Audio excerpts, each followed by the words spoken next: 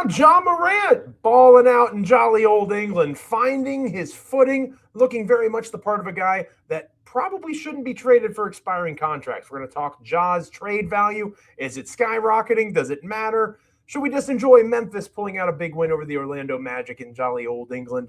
And we'll take a look at overall European takeaways on this installment of Locked On Grizzlies. Let's lock in.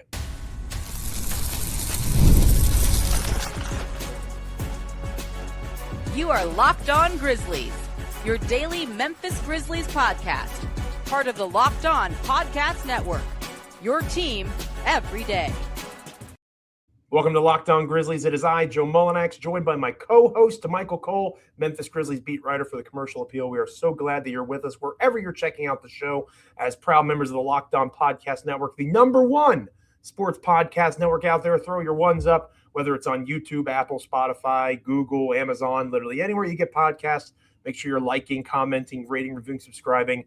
Hit us up. Let us know how you like the show here on Locked On Grizzlies. We appreciate it all. And today's episode is brought to you by the good folks over at FanDuel.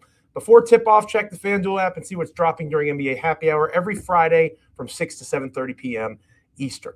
Damichael, it's good to see you. It's been a crazy weekend for the Memphis Grizzlies. Lots of travel, lots of experiences. Ja Morant had an event with Nike. The Grizzlies overall, I believe they went to a Tottenham Hotspur soccer match. They went out on the pitch and saw all the kits, you know, all the different vernacular that they use over there in Europe and in England in particular. And then they played a basketball game. And as poorly as the game ended for the Grizzlies, it started really well in both contests, right? The Grizzlies got off to a hot start in Berlin, and then Orlando came marching back. This time, there was no marching back for the Magic. The Grizzlies went up by as many as 33 points. They didn't trail at any point in the contest. And it's fair to say there was one noticeable difference between the game in Berlin and the game in London. And you can summarize it in 2 words: Ja Morant. Yeah, it was that simple. It was the first game you didn't have Ja Morant. In this game, you did. And not only did you have Ja Morant in this game, you had almost like a rejuvenated, fresh version of Ja Morant. You had a motivated Ja Morant. You had a Ja Morant who was joyful, who wanted to play.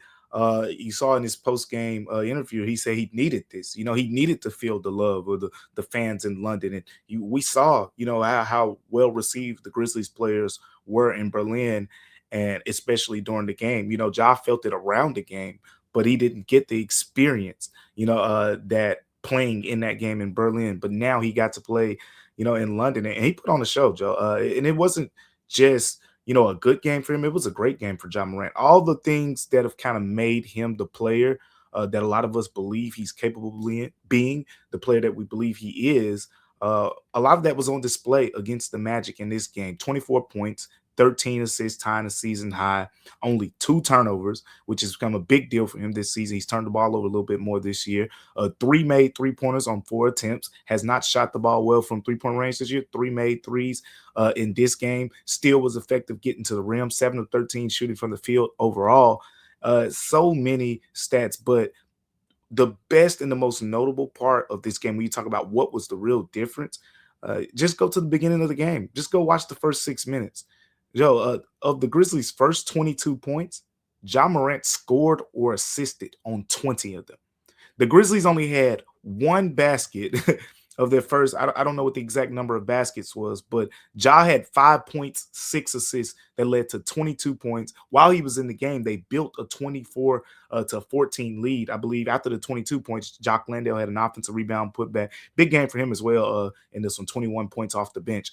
But all of those things are reasons why Ja made the Grizzlies better. And then there's even, you know, much more. I think you can even extend it to the bench. We just mentioned, you know, Jock Landale, but you can even go further from the standpoint of just the lineup fluidity looked much better. You know, now you got Vince Williams Jr. as your secondary ball handler coming off the bench. And we talked about Cam Spencer going back to his more natural role, made a couple 3-pointers in this game. That's the first time he's made at least 2 3-pointers in a game. He had a 3-game slump. He went 3 games in a row, Cam Spencer did, without making multiple 3-pointers before this game. So you got some efficient good looks for Cam Spencer.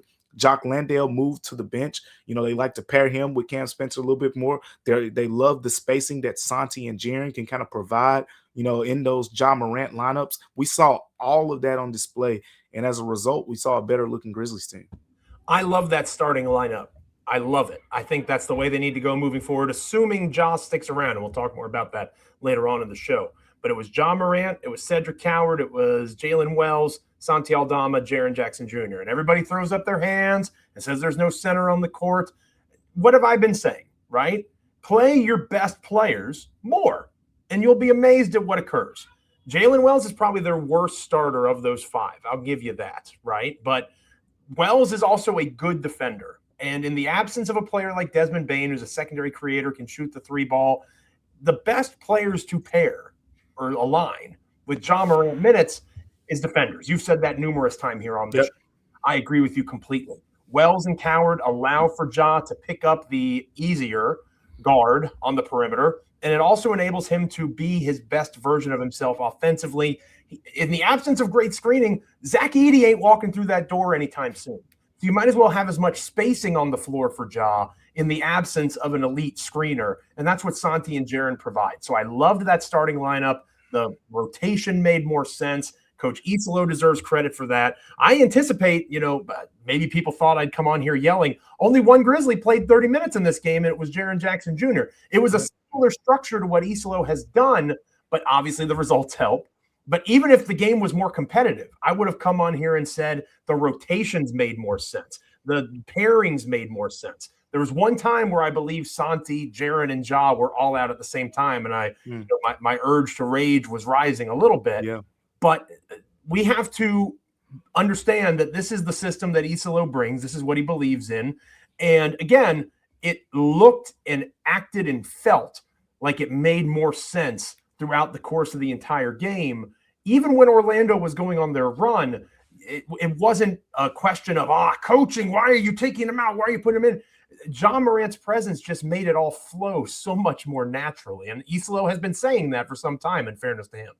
Yeah, and we heard that on the broadcast too. Candace Parker, my fellow VFL, was talking about that as well. Just the fact that now that you have Ja Morant available for those fourth quarters and things like that, you should be able to close games a little bit better. It's not to say that they're going to go from a bottom tier closing team to one of the best in the league, but you're in more optimal situations because you have a point guard.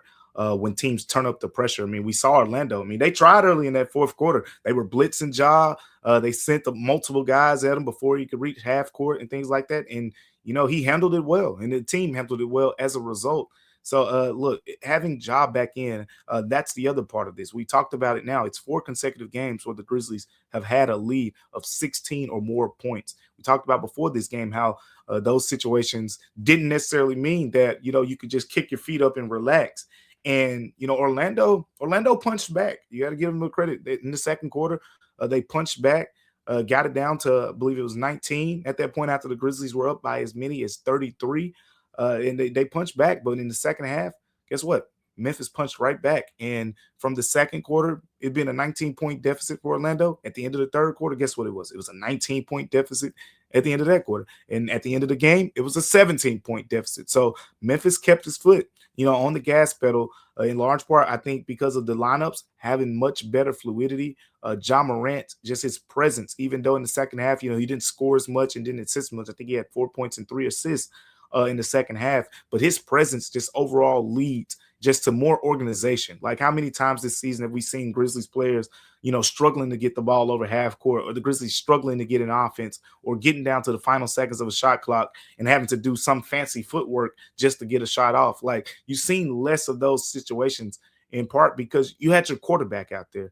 And that's something Ja has said since I remember my first days covering him, like, being that quarterback, wanting to control the game. He used to often talk about, controlling the game, not letting the other point guard, the opposing point guard of the opposing team control the game. You can look at that film, from this Orlando game and say Ja Morant 100% controlled the game against the Magic in London. A 20-point, 10-assist, double-double at the half. Just a complete and total masterclass from Ja Morant. He did not look like he had not played in 6 or 7 games at all. He looked very much the part of the seasoned veteran that he should be at this stage of his career. But what does that mean? Again, we can enjoy the moment. We can enjoy the spectacle that was. And again, the NBA, kudos to them and Adam Silver. I hate giving Adam Silver credit, but it was a wonderful week in Europe. We'll talk more about that towards the end of the show.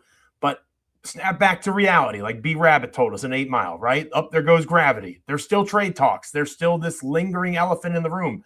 Does this impact that at all, the performance of Morant in London? We'll talk about that next here on Locked On Grizzlies. Today's episode of Locked On Grizzlies is brought to you by FanDuel. Fridays already feel different during basketball season, and FanDuel is making them even better.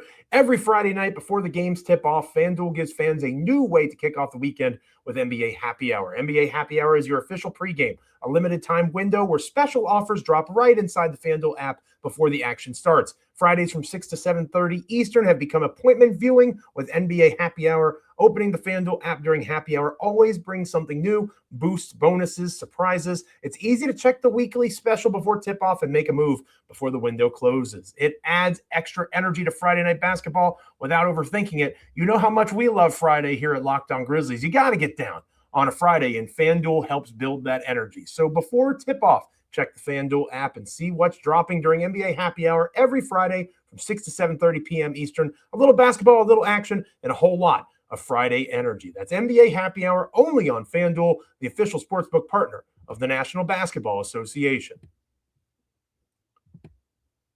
Thanks for hanging out with us here on Locked On Grizzlies. Thanks for making us your first listen, your first watch every day. And thanks for making Locked On the #1 sports podcast network. Throw your ones up. If you haven't already done so, go check out our new Everydayer Club. We have access to an ad-free audio feed for Locked On Grizzlies, compatible with Apple Podcasts, Spotify, and every other major podcast app out there. Plus, it's an invite to the members-only Locked On Everydayer Club Discord server. It includes a wonderful group chat just for listeners of this show. Damichael, I wasn't able to make it into the group chat for the game on Sunday. Lots of stuff going on in the Mullinax household on Sunday. But we're going to be in there more consistently. Damichael back in the saddle in FedEx Forum on Wednesday, I'd imagine, for the Atlanta Hawks game. Maybe he can hop in the Discord for a little bit pregame, those sorts of things. I believe, I don't want to put words in your mouth, you've said in the past maybe some exclusive things from Damichael Cole there in the Discord. We definitely will have some of that. Some things that'll pop in the Discord that you won't get anywhere else, for sure. LockedOnGrizzlies.supercast.com. That's LockedOnGrizzlies.supercast.com. Go there and tap on the link in the show notes to learn more. All right, Damichael, as I mentioned a moment ago, the reality, right?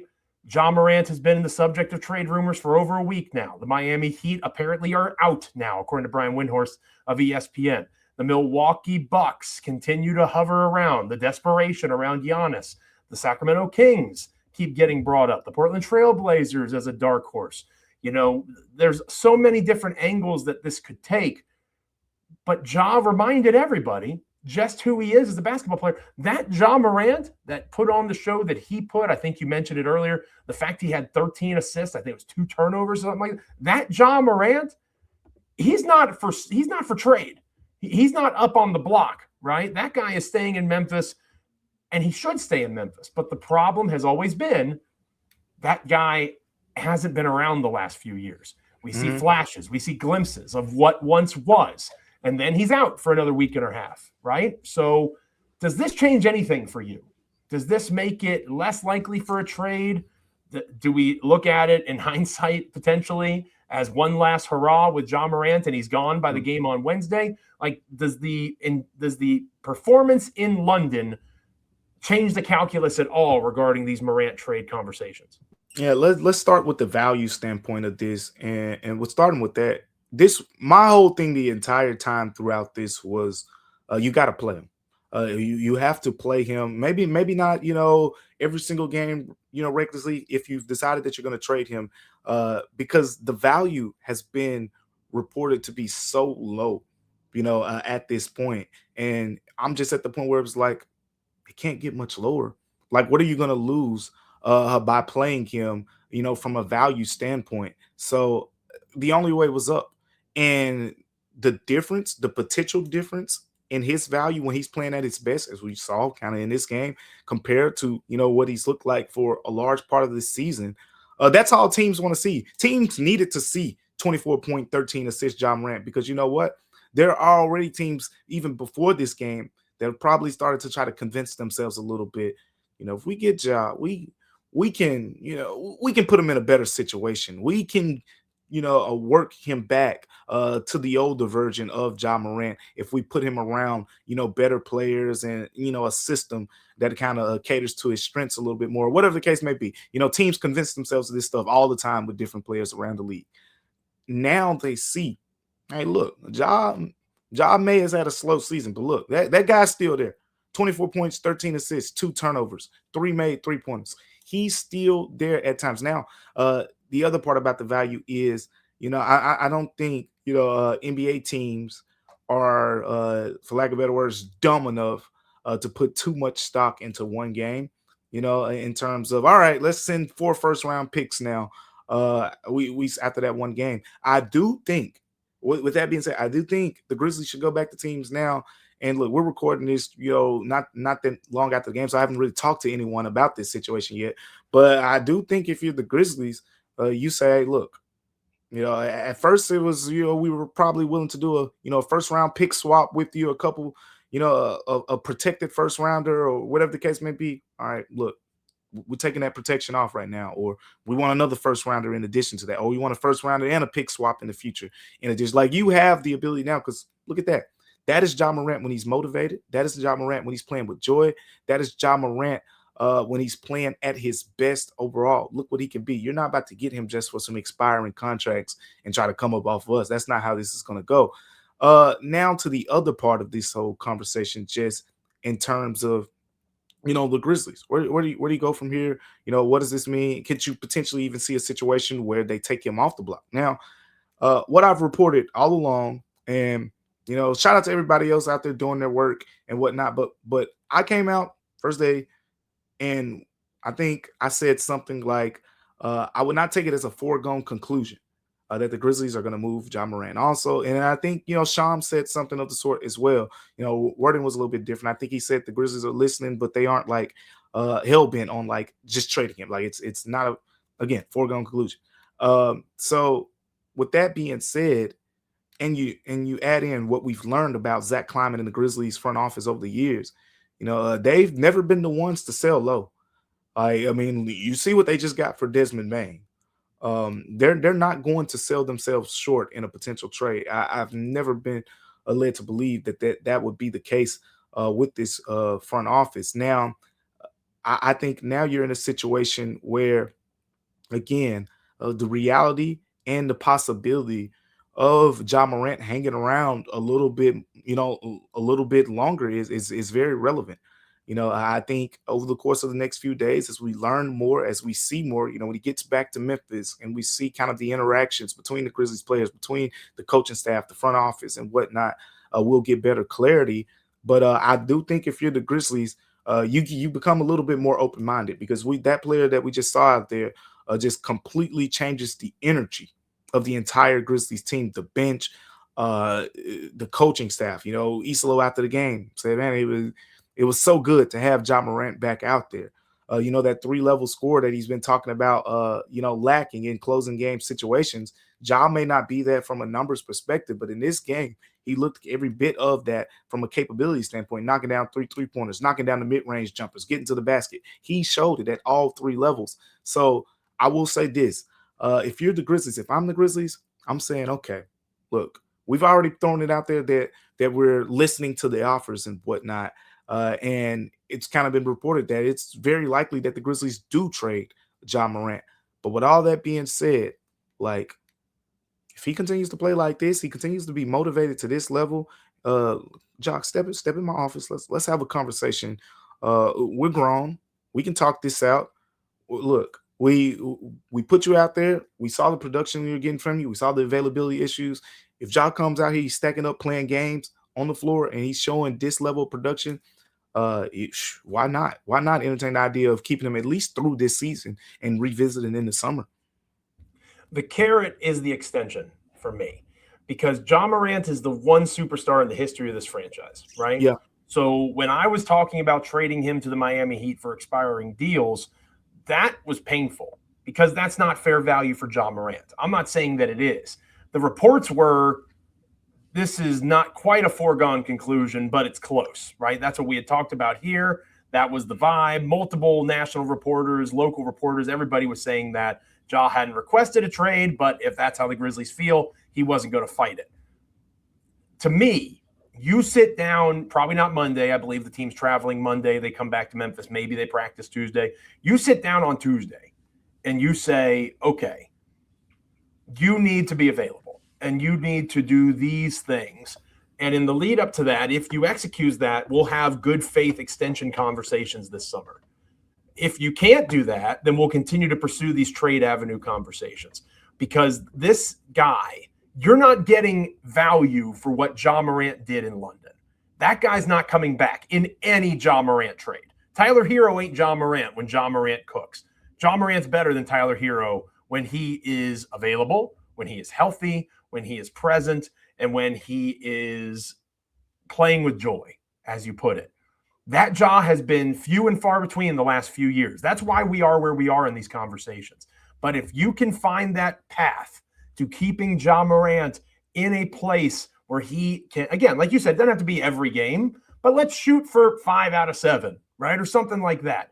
And just show that you're capable of playing at that level on a consistent basis. You're not getting anything better back. If you move on from Ja, and we've alluded to this on our show, Jaren ain't far behind, because it doesn't make sense, at least to me. I won't put words in your mouth. Doesn't make sense to me to, we'll just retool around Jaren. No, you tear it down and you rebuild it, because if you don't have Ja Morant, you're moving on to the next thing. So why wouldn't you fight as hard as you possibly can to hold on to that guy that has been the superstar? Maybe not the greatest player in Grizzlies history yet, but he's pretty darn close at the age of 26. Why not see if he can get there, if he's not already there, and allow for him to have every chance to be that guy that he was in London on a night-in, night-out basis? Because if he is, and we've said this before, the ceiling for the Memphis Grizzlies goes up so much higher, and that matters a ton, at least to me. Let us know in the comments. Hit us up on X. What are you guys thinking about Ja's trade stuff? Again, we live in the world that we live in. Hopefully cooler heads can prevail, and if it comes to it, so be it. But Ja Morant, that guy should retire a Memphis Grizzly if he's able to stay on the court and do the things he needs to do. When we come back here on Locked On Grizzlies, we'll close out this edition of the show talking about the overall European takeaways, the experience that the Grizzlies had in Europe. Stick around. Today's episode of Locked On Grizzlies is brought to you by Game Time. During basketball season, there's nothing like being in the building, the energy of the crowd, that first big run that gets everyone on their feet. Hopefully the Memphis fans welcome the Grizzlies back in FedEx Forum on Wednesday against the Hawks really well. Hopefully, potentially, you use Game Time to do just that, because fans want to be there for those moments, not stuck refreshing screens or guessing what tickets are really going to cost. That's where Game Time comes in. The Game Time app gives fans the advantage back, making it incredibly easy to score amazing tickets, fast, simple, without the guesswork. Browsing the Game Time app is straightforward and intuitive. Finding tickets takes just a few taps. Seeing the view from your seat before buying makes choosing tickets easy and confident. Whether it's an NBA game or another live event, everything is right there in one place. Take the guesswork out of buying NBA tickets with Game Time. Download the Game Time app. Create an account. Use the code LOCKEDONNBA for $20 off your first purchase. Terms apply. Again, create an account. Redeem the code LOCKEDONNBA for $20 off. Go check out Game Time today. Finishing up here on Locked On Grizzlies, Joe Mullinax, Damichael Cole with you. And Damichael, the opinion of Joe Mullinax, not the opinion of Damichael Cole. I think it's crazy that you weren't in Europe, right? I know Drew Hill and others were there covering for their respective media outlets. Damichael Cole, Memphis Grizzlies beat writer for the Commercial Appeal, should have been there, my opinion, not Damichael's.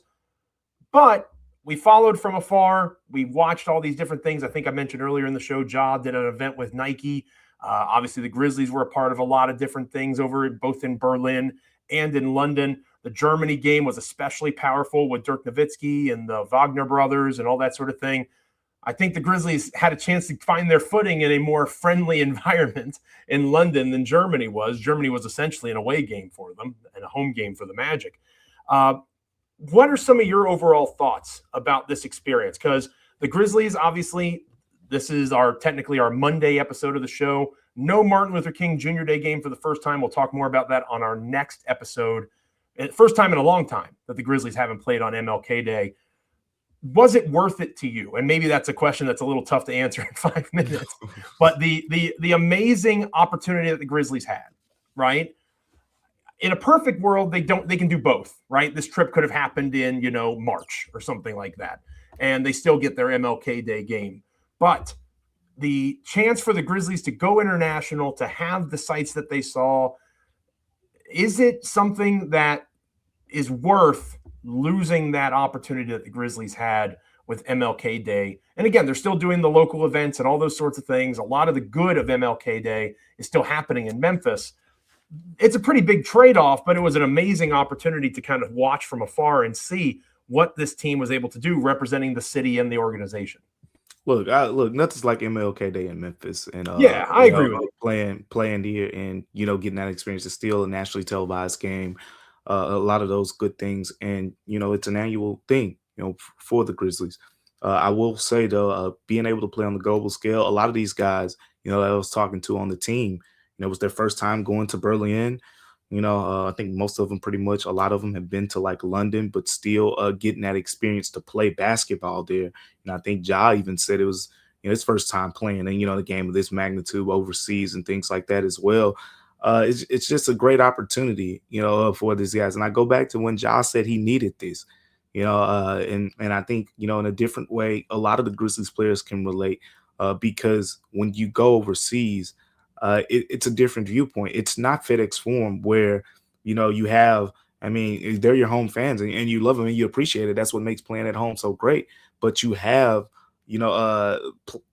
fans chanting, your name, and you're not really surprised because they follow the team game after game after game. And guess what? You go to London and you go to, Berlin, you don't know how many fans you have out there. At least, even when people tell you, like a guy like Ja, you can tell him 100 times, like, man, come on, Ja, you got, a fan after fans out there. And in his mind, once he sees it, once he, hears, the reactions, it's still just a whole nother level of realism of like, wow, like, I got motion, across the globe. So I think that's a cool feeling for the players overall. And then from a basketball standpoint, I think the biggest takeaway again goes back to Ja and just, how important he is to this team, what he means. There were ups and downs. There was the tough first media session, and then there was his latest media section where, he kind of reiterated some of the things that we've said on the show. He says, I think everyone, who knows me knows that I'm a loyal guy. We know Ja's a loyal guy, and he said, that in itself tells you where I want to be. That tells you where he wants to be. We know where he wants to be. He wants to be in Memphis. He did not request a trade. Yes, they've had their ups and downs, front office, coach staff, etc. But the guy loves Memphis, and we have not had a lot of star players kind of express, their love for Memphis, over the course of this franchise's history. So, that's a big takeaway. Again, going to the other players, it was good to see Jalen Wells, have a decent game, 10 points in this game. I still want to see more from Jalen. I don't think that was enough. Like, it was enough because the Grizzlies won and whatnot. He knocked down some shots. But what I want to see more from Jalen Wells is the other categories. He only had 2 rebounds. There were no steals. There were no blocks. There were no assists. That's just not sustainable. You can't be a good player in this league completely dependent on if you make or miss shots. Because the value won't be there, especially for a starter. So, you want to see Jalen continue to, take this shooting performance and build on it in other areas of his game. And your boy, John Conchar, Joe, really big game for John Conchar. We talked about how good Jock Landale was off the bench. Let's give John Conchar some love in this game. 3 points, 3 assists, 3 rebounds, 5 steals for John Conchar. You take the floor, Joe Mullinax. 5 steals for John Conchar against the Orlando Magic. And another airballed 3-point shot attempt. If I ever see Cam Spencer pump fake on the perimeter and then I'm going to pass it to John Conchar in the corner instead of me, Cam Spencer, taking this 3. I'm going to pass it to Conchar. Old Johnny Basketball can launch it. I don't want to see that ever again. Yes, Conchar got 5 steals. I do think that is something that, I wrote about it for On SI. I'm doing some takeaway stuff for them now. and the stocks, right? The Grizzlies defensively were more engaged against the Magic. And I do think, to bring it all back around to Ja Morant, Ja brings energy, right? He is one of those personalities. When you are that superstar caliber player, he brings energy. When he's right, he's a ray of sunshine. He's a star, literally and figuratively, right?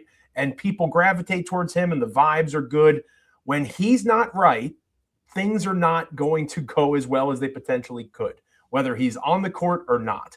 And I think that really shines through on the defensive end too. No, Ja's not an elite defender. He never will be. But I think that you see players in their roles like a Conchar being more comfortable because they're in the spot they're supposed to be, because the superstar player is on the court, as opposed to being in street clothes on the side or a really nice coat like he was on Thursday. I think that matters a lot. And I think my biggest takeaway from this is, if the Grizzlies have to trade Ja Morant, they do it. If they think they have to do it, you have to go through every avenue to try to make this thing work, because Ja is that dude, point blank, period. And when he's there, the Grizzlies have a chance to be great. When he's not there, it's time to try to find the next guy that's going to help them be great. And you're not going to like what that looks like. So I think that trying to get Ja back on board, it seems like he's already on board, right? You mentioned the quote. It's from Drew Hill at Drew Hill _DM. Everybody in here who knows me knows I'm a very loyal guy. I got a logo on my back, and that should tell you where I want to be. For those of you that don't know what he means, he literally has the Memphis Grizzlies logo tattooed on his body. Yep. All right. So this is a guy that loves Memphis. I promise you, the city of Memphis loves him back. I think that the team will leave the city if Ja gets traded. Talk is very overblown. The Grizzlies were great before Ja Morant, and they will be great after Ja Morant. But I do think it's important for the Grizzlies organization to understand the magnitude of this moment. This is a literal turning point for the franchise. What are you going to do? Explore every avenue to make sure this is really what you want, because there's going to be consequences one way or another. It's a calculated risk for a team like Milwaukee or Toronto or someone like that to pull the trigger on a trade. It's a calculated risk for the Grizzlies to keep Ja Morant. Sometimes the devil you know is better than the devil you don't. And that might be the truest way to kind of look at this moving forward. Thank you so much for being with us on this episode of Lockdown Grizzlies. It is much appreciated. Thank you for hanging out each and every time an episode drops, all those fun things. Tomorrow's show, we'll talk about the MLK Day thing a little bit more. Obviously, the Grizzlies not playing. They'll be flying home, I believe, on Monday, as Damichael has let us know. Or maybe let us know. We'll talk about that, missing that opportunity, all that sort of stuff, and we'll kind of preview the lead up to the Grizzlies returning to the court at FedEx Forum on Wednesday. That'll be our next edition of the show. Make sure you're liking, commenting, rating, reviewing, subscribing on Apple, Spotify, Amazon, Google, YouTube, everywhere you get podcasts. Follow Damichael at Damichael C. Follow me at Joe Mullinax on X. If you never miss an episode, the Everydayer Club is built for you. Get Locked On Grizzlies ad-free, plus members-only Discord access and more. Head to lockedongrizzlies.supercast.com. That's lockedongrizzlies.supercast.com. Hang out with us in that Discord. Be a member of that chat community and get Locked On Grizzlies audio version ad-free. For those of you that are checking us out on video, we send you to the first ever 24/7 National NBA YouTube channel. On audio, make sure you're making your second listen NBA game night on Locked On NBA. Thank you so much for being with us on this episode. He's Damichael Cole. I'm Joe Mullinax. We appreciate you 100 times over. We hope you have a wonderful rest of your day, and we will catch you next time here on Locked On Grizzlies. See ya.